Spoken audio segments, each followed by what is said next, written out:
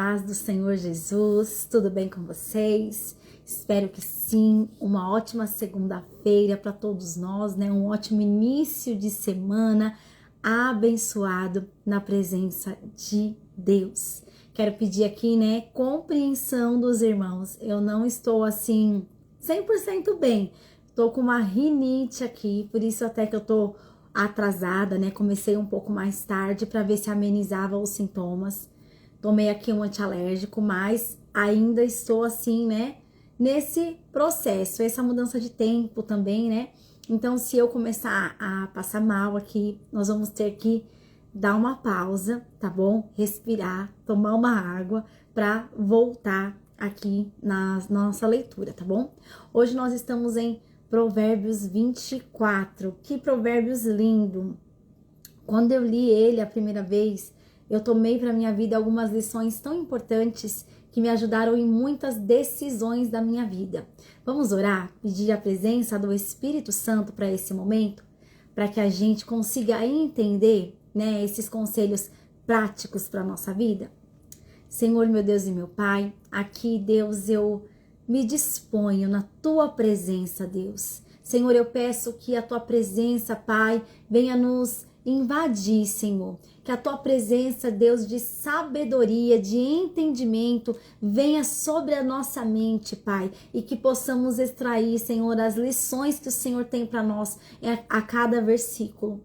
Senhor, eu quero te pedir, Pai, que o Senhor tome conta da minha saúde, neste momento em que eu estarei aqui, né, lendo esses versículos. O Senhor, Pai, tome conta, Senhor, dessa rinite alérgica, que o Senhor tome conta dos meus irmãos, Pai, que aqui estão também, se houver alguém doente, alguém necessitado de uma cura, Pai, que através desse momento, o Senhor, Pai, derrame cura sobre a vida daqueles que estão aqui, que estarão aqui mais tarde, em nome de Jesus. Amém. Amém. Eu creio, né, que o Senhor, Ele pode todas as coisas e que Ele venha aqui, né, nos auxiliar a entender esses versículos, né, e tomando conta até da nossa saúde, por que não, né? O Senhor, Ele é um Deus que tudo pode. Amém? Vamos lá na nossa leitura, Provérbios 24. Como eu sempre gosto de falar aqui, né?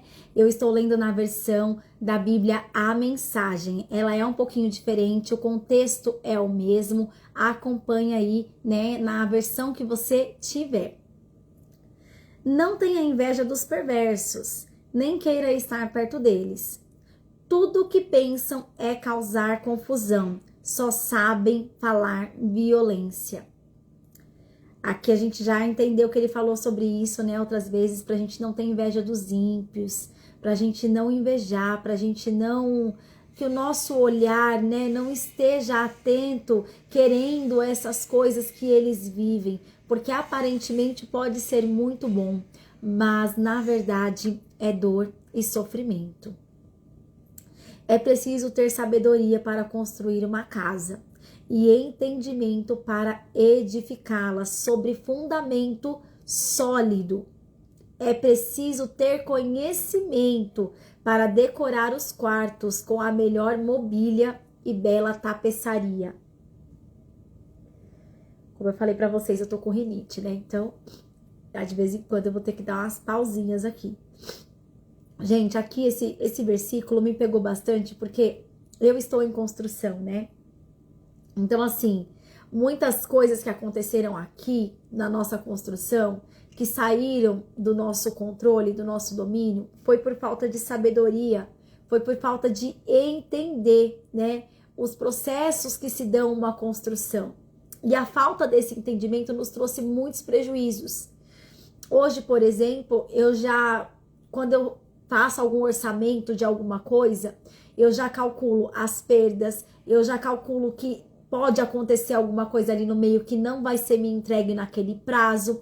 Então, assim, hoje eu tenho mais sabedoria, né, para administrar essas questões. Mas confesso que antes, quando eu vim para cá, eu não tinha um pingo de entendimento, muito menos de sabedoria, né? Vamos entender de novo: entendimento É aquilo que o meu conhecimento, né, na minha mente eu tenho. Sabedoria é saber como aplicar, é saber como gerenciar. E quando eu vim para cá, eu não tinha nenhum e nem outro. Então, assim, muitas coisas saíram do meu domínio, do meu controle, porque tanto eu quanto meu esposo, nós não tínhamos esse entendimento de construção. E olha como que ele faz esse comparativo. É preciso ter conhecimento para decorar os quartos com a melhor mobília e bela tapeçaria. Ou seja, você tem que conhecer o seu ambiente para você decorar da melhor forma possível, né? As mulheres que aqui me ouvem, elas vão entender melhor sobre isso, né? Entender ali a metragem, entender qual é o ambiente que eu quero aplicar, né? Qual é o tipo de cortina, de tapete, de decoração. É sobre isso que ele tá falando. Você precisa ter o conhecimento para saber como conduzir, né, a decoração da sua casa. Ele usa coisas simples do dia a dia para nos falar de coisas profundas. Vou ler o 5 e o 6. A sabedoria faz a força do homem e o conhecimento lhe dá poder. A estratégia é a chave para a guerra, assim como os bons conselhos são chave para a vitória. A sabedoria faz a força do homem, ou seja, o homem pode pegar 100 quilos, não importa a força física dele, tá falando de sabedoria. A sabedoria faz a força do homem e o conhecimento lhe dá poder. Não é a força do seu braço, não é o seu físico, é o seu psicológico. A sua força está no seu saber. A estratégia é a chave para a guerra. Não adianta, gente, quando nós estamos em guerra, a estratégia faz toda a diferença. Quando nós entendemos, né, buscamos compreender quem são os nossos inimigos, nós criamos uma estratégia muito bem bolada, é isso que nos faz vitoriosos, né? Nem sempre aquele que dispara na frente é aquele que vence uma luta. Por quê? Porque falta estratégia. Talvez você tenha velocidade, mas não tem constância, né? Talvez você tenha constância, mas não tem velocidade, fica lá alerdiano, sabe assim? Então, é os dois alinhados, é a estratégia e o movimento junto, na guerra, é o que te dá a vitória. A sabedoria está além da capacidade dos insensatos. Eles nem sabem o que dizem numa discussão séria, ou seja, diante de algo que é sério, os insensatos não sabem o que falam, né? Eles causam discussões e não sabem o que estão dizendo. São pessoas insensatas. Quem está sempre maquinando o mal ganha fama de chefe dos malandros. Já os insensatos cultivam o pecado. Ninguém gosta dos seus cínicos que a tudo desprezam. Aqui tá falando de pessoas que maquinam o mal no seu coração. E os insensatos que cultivam o pecado. O que é cultivar o pecado? É nutrir o pecado, né? Fazer com que o pecado sempre esteja ali em crescimento. Quem desiste num momento crise é porque realmente é um fraco. Meu Deus. Confesso que quando eu li isso aqui nas outras versões, esse versículo é mais conhecido. Gente, licença novamente. Quem tem rinite sabe que é terrível, né? A gente não tá nem doente nem bem. Então fica nesse meio termo. Olha isso. Quem desiste no momento crise é porque realmente é um fraco. Se você desiste em momentos de dificuldade, em momentos de crise, você abre mão dos seus sonhos e projetos, é porque na verdade a sua motivação nunca foi forte o suficiente. Aquilo que te motivava era fraco. Aquilo que te motivava não tem um pingo de poder. Porque se aquilo que eu acredito, aquilo que eu realmente estou disposta a fazer, me motiva ao ponto, né, de eu saber que dias ruins podem vir, mas eu estou determinada pelo motivo certo, nada me paralisa. Não me paralisa. Pode até, não estou dizendo que nós não podemos ficar entristecidos, enfraquecidos, mas nós não podemos ser destruídos. Os nossos sonhos, nossos objetivos não podem ser anulados, porque isso demonstra uma fraqueza. E a gente não pode se mostrar fraco no dia da adversidade. Resgate quem está na pior. Não hesite em ajudar. Se você diz, não é da minha conta, acha que isso o isenta da responsabilidade?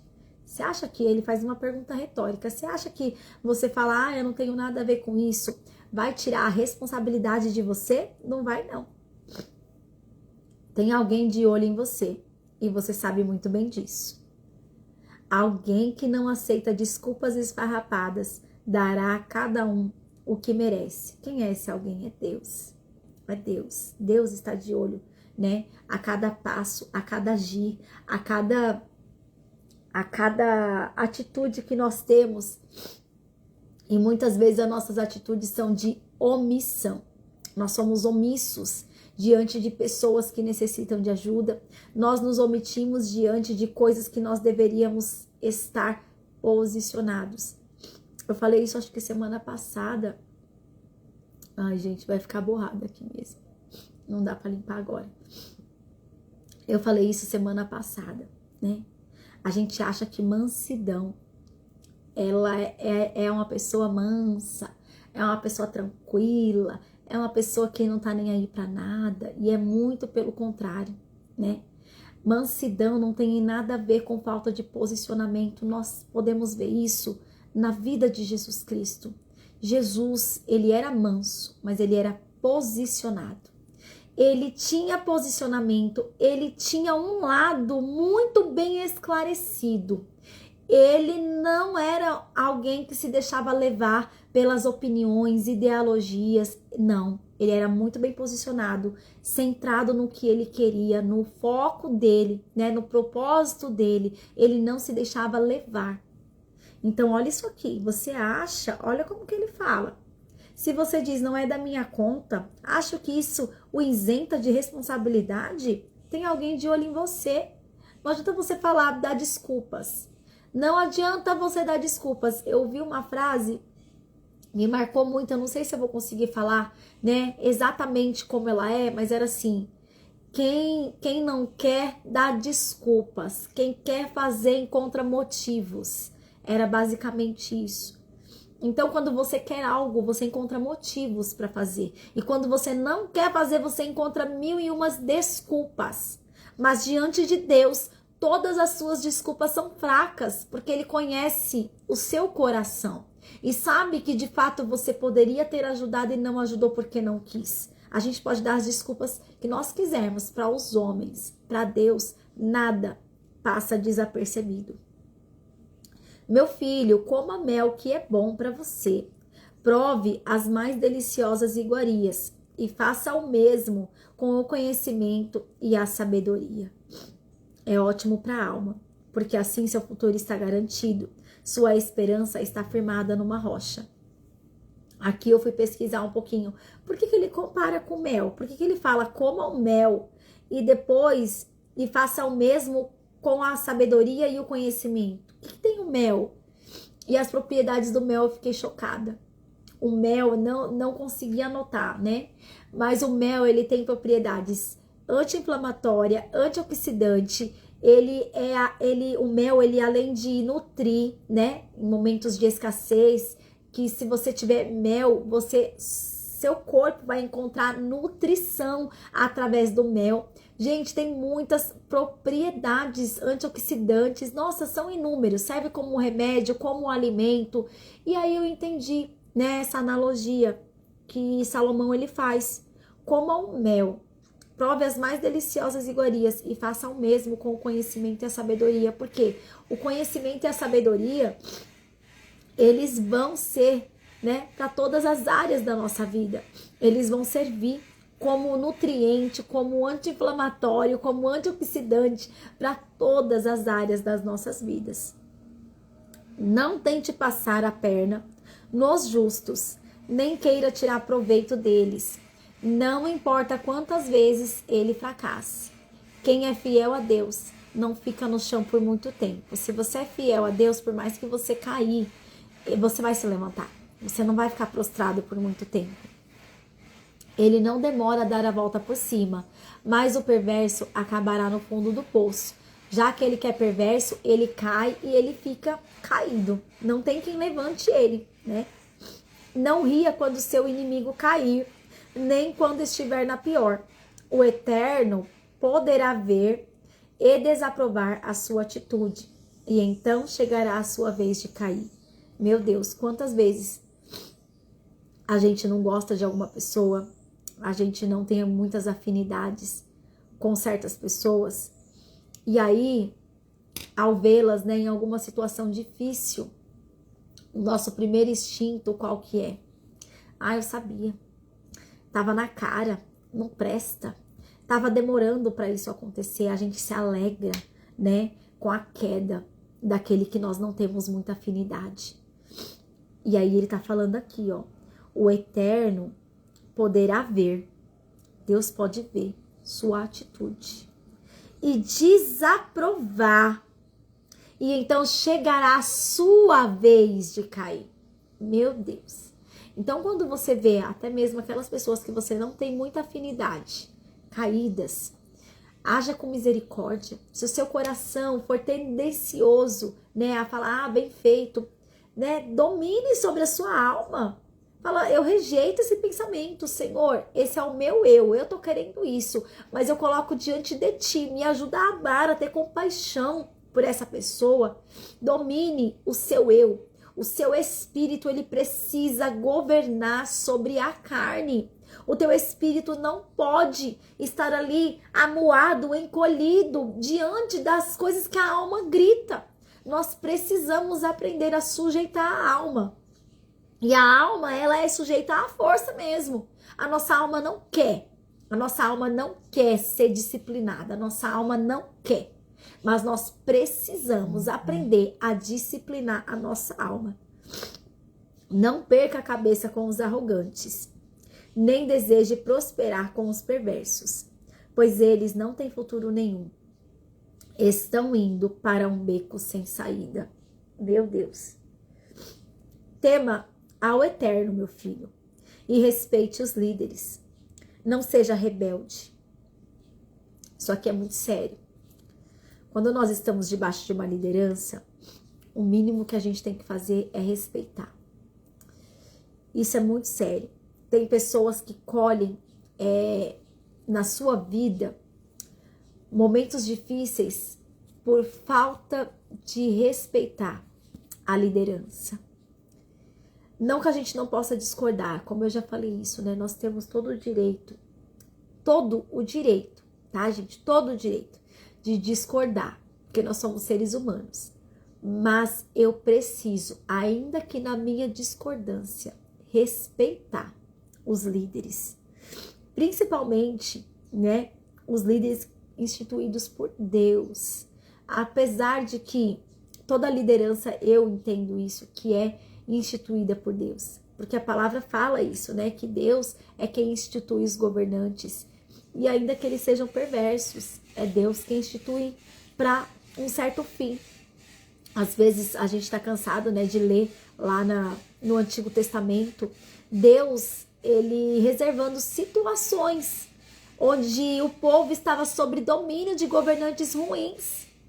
Então foi Deus quem instituiu aquele governante para eles, para aquele momento. Era necessário para aquele momento. Então, assim, respeite os seus líderes. Não haja como alguém que não precisa de estar debaixo de uma liderança. Você precisa. Nós todos, né, precisamos. E às vezes nós somos os líderes, como eu já venho falando, né? Eu sou líder de alguma coisa. Você é líder de alguma coisa. Em alguma área aí da sua vida, você é líder de algo.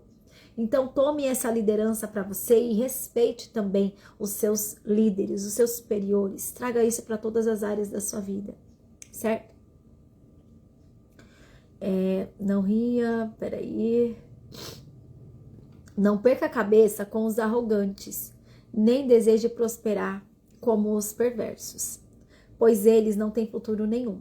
Estão indo para um beco sem saída. Tema ao Eterno, meu filho, e respeite os seus líderes. Não seja rebelde. Sem aviso, sua vida pode virar de cabeça para baixo. E quem sabe como ou quando isso pode acontecer. Ou seja, como eu falei, tem pessoas colhendo, né, coisas, situações na vida por falta de respeitarem os seus líderes. Aqui vão mais alguns ditados sábios. É um grande erro concordar com a injustiça. Não fica em cima do muro. Não fica. O muro não é de Deus. Já dizia o meu pastor querido Luciano Bertaioli. O muro não é de Deus. Quem encontra os crimes... Quem encobre os crimes do perverso ficará marcado para sempre em toda a parte. Mas quem denunciar o perverso será recompensado e terá a gratidão do povo. Eu até anotei aqui. Eu achei muito forte isso. A parcialidade cobre a autoridade. Isso eu ouvi numa pregação. Não me lembro aqui o nome do pastor que falou. Se eu lembrar, eu coloco na descrição da live. A parcialidade cobre a autoridade. Quem é parcial... o que é parcialidade? Parcialidade é eu tomar partido de algo ou de alguém. É eu ver uma situação e eu, como pessoa neutra, que posso estar ali como neutralidade, para olhar o todo e, às vezes, exercer justiça até. Não, eu tomo partido. Eu sou parcial para um lado. Talvez pelas minhas afinidades, talvez porque eu tenho ali... afinidade íntima, eu sou amigo, eu sou irmã, eu sou esposa, eu sou... enfim, toma aí as áreas da sua vida, seja no serviço, seja ministerial, seja familiar. E aí eu tomo partido daquela situação, ao invés de exercer imparcialidade. Só que diante disso, olha o que a palavra fala. Eu ficarei marcada para sempre. Quem encobre os crimes do perverso. Ou seja, eu sei que alguém é perverso e eu estou encobrindo os crimes dele por um partido meu, certo? Ficará marcado para sempre em toda a parte. Para sempre você ficará marcado. Mas quem denunciar o perverso será recompensado e terá a gratidão do povo. Ou seja, você vai ser reconhecido com gratidão. Uma resposta honesta é como um abraço apertado de um amigo. Ou seja, tenha honestidade no seu falar. Não fica maquiando as suas atitudes e intenções. Primeiro plante seus campos, depois construa o seu celeiro. Ou seja, plante, né? Vai trabalhar ali aos pouquinhos e depois construa. Depois case, depois faça o que você tem que fazer, mas primeiro trabalhe, primeiro construa. Não faz as coisas sem planejamento. Não fale do seu vizinho pelas costas. Nada de calúnias ou fofocas. Não diga a ninguém, vou dar o troco. Vai pagar caro pelo que fez comigo. Ou seja, maquinando vingança. Um dia atravessei o campo de um velho preguiçoso e depois passei pela vinha de um homem insensato. Estavam ambos cobertos de ervas daninhas e as cercas derrubadas, quase tudo abandonado. Olhei bem para tudo aquilo e pensei, os campos me ensinaram uma lição.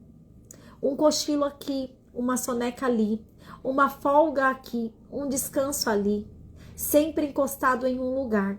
Sabe o que você vai ter? Apenas isto. Uma vida pobre e miserável, na qual as necessidades são permanentes. Aqui ele está falando sobre alguém que tem uma vinha, que tem um campo, mas que é preguiçoso, procrastinador. É isso que está falando aqui, tá, gente? Uma soneca aqui, um cochilo ali, uma folga lá. Sobre alguém que sabe que tem uma vinha para cuidar, mas está procrastinando. Desculpa, gente. Sabe que tem uma vinha para cuidar e está procrastinando. Sabe o que essa pessoa vai ter? Apenas isso. Uma vida pobre e miserável, as quais as necessidades são permanentes. Hoje o Senhor está tratando muito ao meu coração sobre vinha, né? Hoje no meu devocional nós falamos sobre vinha, sobre a parábola, né, que o Senhor Jesus ali coloca sobre a vinha. E eu trago isso agora para a live porque o Senhor está querendo falar. Nós temos uma vinha. Ele nos entregou uma vinha. E é nossa responsabilidade zelar, cuidar dessa vinha. Essa vinha, ela é automaticamente, quando eu aceito Jesus Cristo na minha vida, automaticamente Ele me entrega uma vinha. Ele me entrega. Ele me dá uma vinha, mas essa vinha tem um dono. Essa vinha não é minha, ela é arrendada. Eu preciso prestar contas dessa vinha, eu preciso cuidar dessa vinha. Olha aqui, olha, estavam ambos cobertos de ervas daninhas e cercas derrubadas, ou seja, aquela pessoa deixou a vinha de qualquer jeito, não cuidou da vinha, não teve zelo por aquilo que é dele. E aí a fome, a miserabilidade vai vir sobre a vida de quem não cuida do que é entregue. Hoje eu até coloquei no nosso grupo, né, de devocional, eu pedi pra gente escrever assim: eu sou lavrador. É muito forte. Eu sou lavrador. Eu sou lavrador da minha vinha e eu não abro mão. Eu me comprometo a cuidar, a zelar, a levantar, né, uma cerca que tá caída, uma parte da cerca que tá capengando, eu vou lá, conserto, regar, aguar, tirar as ervas daninhas. Eu me disponho a ser esse lavrador. E esse lavrador, ele tem noção que a recompensa vem de Deus, porque a vinha, ela é de Deus. A vinha, a representatividade da vinha no contexto lá da parábola de Jesus é falando que a vinha é de Deus. A vinha é de Deus. Quando eu entendo que a vinha é de Deus, eu cuido, eu zelo com amor, com carinho. Muitas das coisas da nossa vida, elas não rompem, elas não mudam. Entra ano, sai ano, estamos do mesmo jeito, sabe por quê? Muitas vezes é falta de zelo. Isso dói ouvir. Mas a falta de zelo, a falta de comprometimento e zelo, muitas das vezes nos faz ficar como essa pessoa aqui que Salomão fala. Uma vida pobre e miserável, na qual as necessidades são permanentes, pela falta de zelo com a vinha. Amém? Vamos orar para a gente finalizar esse momento? Senhor, meu Deus, obrigada, Jesus, por esse devocional. Obrigada, Senhor, por essa palavra. Que nós possamos cuidar, Pai, da nossa vinha com mais integridade, com mais amor. Nos ajuda, Senhor, a tomarmos posse, a ter autoridade, Senhor, da vinha que o Senhor colocou nas nossas mãos. Precisamos de Ti, Espírito Santo. Os meus irmãos precisam de Ti, eu preciso de Ti. Pai, é sobre essa perspectiva que eu finalizo essa live. Nessa visão de estar totalmente dependente do Senhor, para nos ajudar a entender o que a vinha precisa.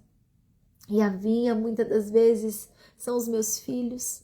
A vinha, muitas das vezes, são os meus amigos. A vinha, muitas das vezes, é o meu esposo. É aqui o meu, trazendo para a minha realidade, Senhor, para ajudar os meus irmãos a entenderem o que é a vinha. A vinha, Senhor, são as pessoas que o Senhor coloca na nossa mão, que nós venhamos aprender a ter cuidado, zelo, respeito por elas, Pai. Nos ajuda, Senhor, a administrar essas vinhas, em nome de Jesus. Amém. Te espero aqui amanhã, 12h30, amém? Tchau, tchau.